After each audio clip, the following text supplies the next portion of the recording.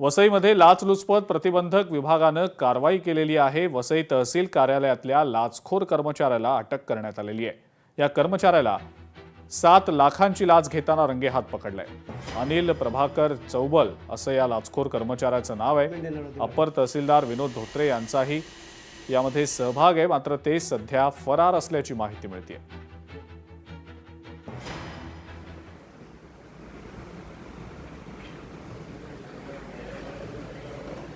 Madam नाही statement देणार होती मॅडम। ठाण्याच्या लाचलुचपत प्रतिबंधकांनी वसईच्या तहसील कार्यालयाच्या एका कर्मचारीला रंगेहात लाच घेताना अटक केली आहे। मी सध्या उभा आहे वसईच्या तहसील कार्यालयात। आपण पाहू शकता ह्या तहसील कार्यालयामध्ये तो कर्मचारी जो होता तो काम करत होता।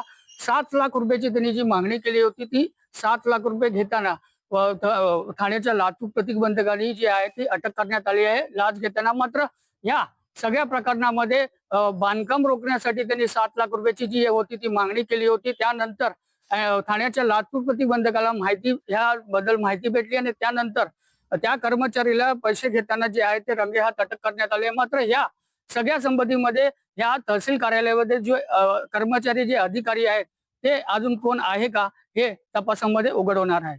महेश गोयल, लोकशाही मराठी, वसई। लोकशाही मराठी ऐका, पहा, जागरूक रहा।